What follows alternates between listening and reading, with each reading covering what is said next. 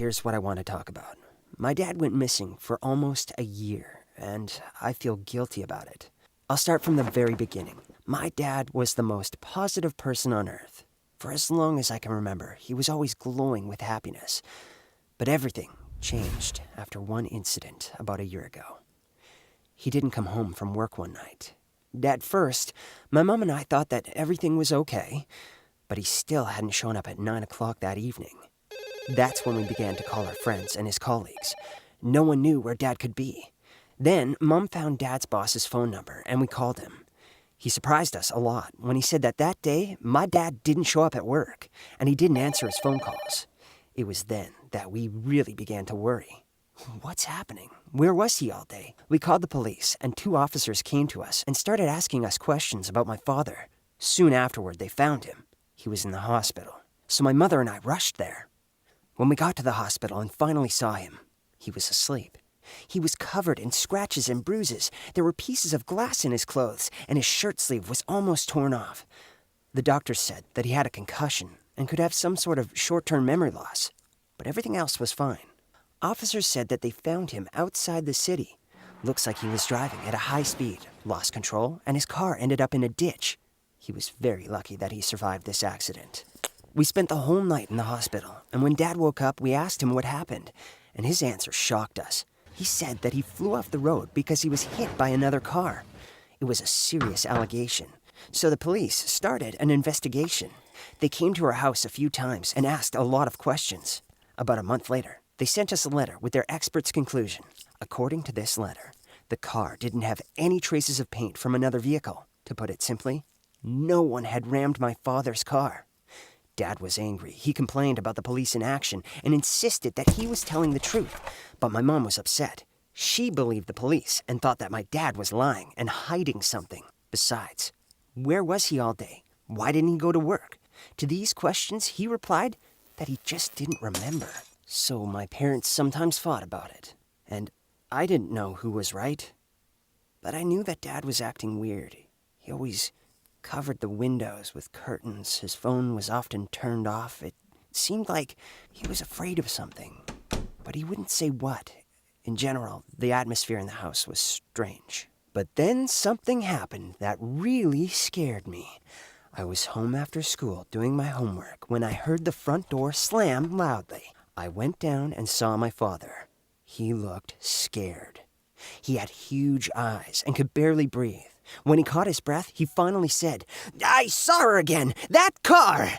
Then he ran up to the table and began to write something on a piece of paper. He tried to remember the car's license plate number, but he couldn't. Dad was really worked up. He nervously walked around the house saying that Mom will finally believe him now. But she didn't. After all, there was no evidence. So they just bickered again.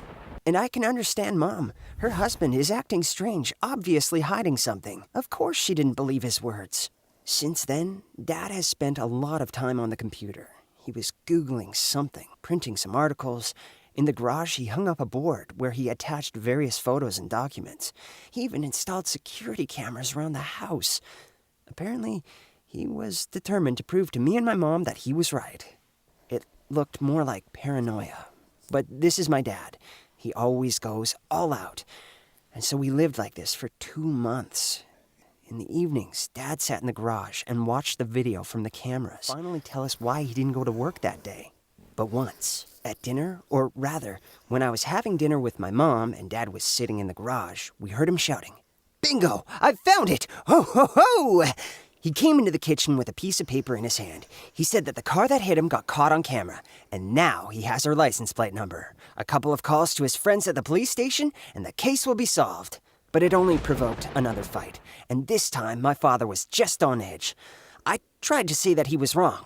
So much confusion. Why was that car driving by our house? How did he know it was the right car? What friends at the police station? But he shouted, "Once he finds out, Mom and I are going to apologize," and left. We heard the car start, and he just left.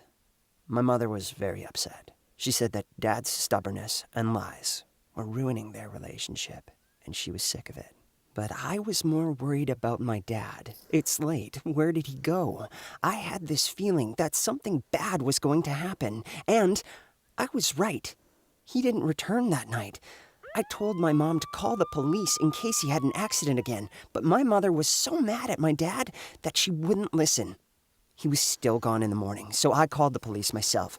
For several weeks, we talked every day with the officers, looking for him in our city and in the neighboring towns, and we got no results.